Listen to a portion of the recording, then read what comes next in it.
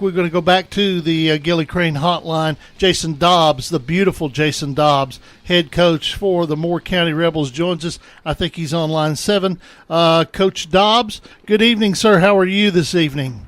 I'm good. How about yourself? I'm doing great. We had down as your. I heard you just say 2 false things on the air. Okay. You called me beautiful, number 1. Okay. I'm not. All right. I'll admit that.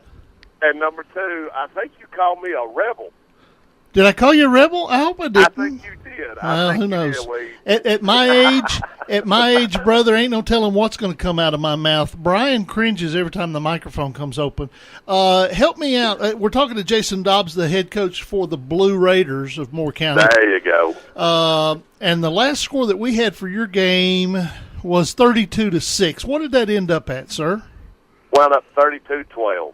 32-12. You get a win at the Whiskey Barrel tonight, and you move to 2-0 on the year. Congratulations on that.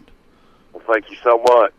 Talk about who showed out for you again tonight as you go to 2-0. Well, offensively we run the ball pretty well tonight. Dylan Vassar had 14 carries for 169 yards and 2 touchdowns, so that was good to see him do that tonight.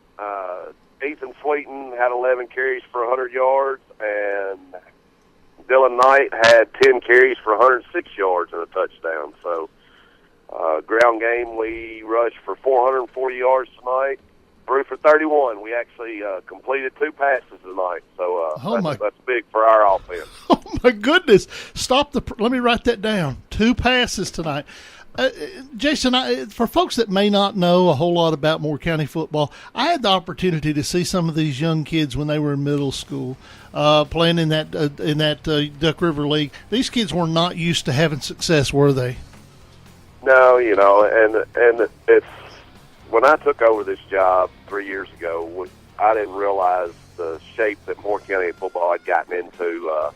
When I spent years at Trousdale County, we always thought we might see Moore County in the state championship in the late 90s, early 2000s. And when I took the job, I had a young man, after we won our first football game, come up and hug me and say, "Coach, thank you." And I was like, "For what?" We're getting there. We're still not where we need to be. And he goes, "That's the first football game I've ever won."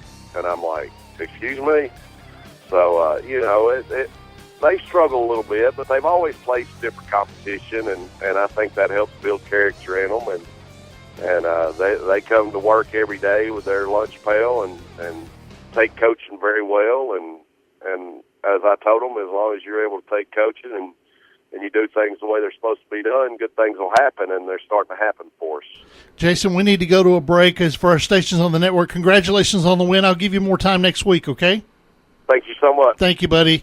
We'll take a break for our station on the network, the Friday Night Thunder Radio Network.